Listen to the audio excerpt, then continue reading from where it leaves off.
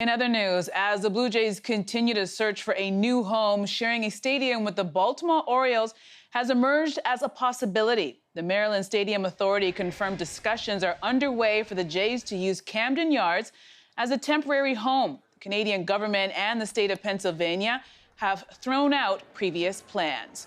Now, for more on this, I'm joined by Dave Feschuk. He is a sports columnist with the Toronto Star. Thank you so much for joining us this afternoon. Hi, Andrea. All right, so we're hearing word that the Jays have the approval of the Orioles to use Camden Yards, but what do you make of all of this uncertainty around where the Jays are supposed to play? And should they not have been more prepared for this?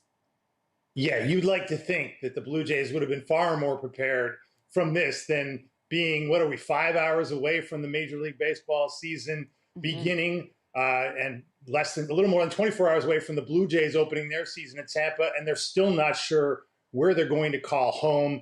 This is unprecedented. I guess you could pass it off as a symptom of pandemic-era sports, Andrea, but you have to believe they could have done a better job planning this. One of the problems in baseball, while the other leagues like the NBA and the NHL were planning their bubbles and getting set for this return, baseball was arguing about money for much of that time, and I think that puts us where we are right now.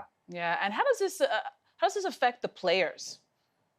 Well, you have to wonder. I mean, I think the one saving grace for the Blue Jays, for most teams, this would be disastrous. Players are creatures of habit. They like their routines. They like to know minute by minute, hour by hour, where they're going to be through the season. The schedule comes up months in advance, and they can generally know where they'll be on any given day throughout the summer.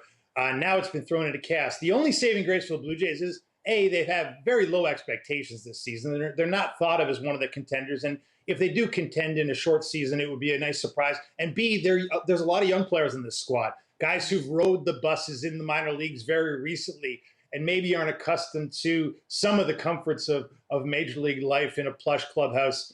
And they may not have that this season because they could be the Toronto Vagabonds of the Toronto Road Warriors if they can't get Baltimore's state government to approve this residency at Camden Yards.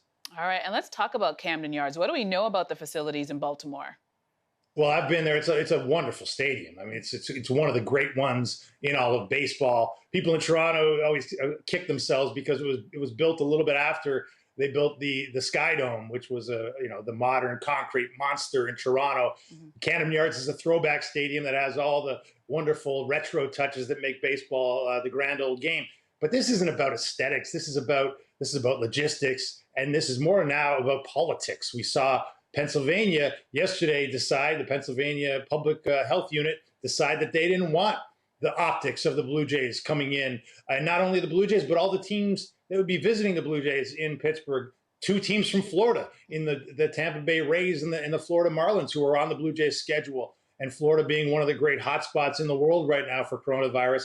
And you have to wonder, looking at an interview that the governor of Maryland did in the last couple of hours with the Associated Press, he sounds awfully lukewarm on the idea of having this on his hands and having to make this decision to okay all these baseball players from all these coronavirus hotspots coming in to play the Blue Jays in Maryland. Yeah, and they're leaving it down to the wire, right? Thank you so much for that update. Once again,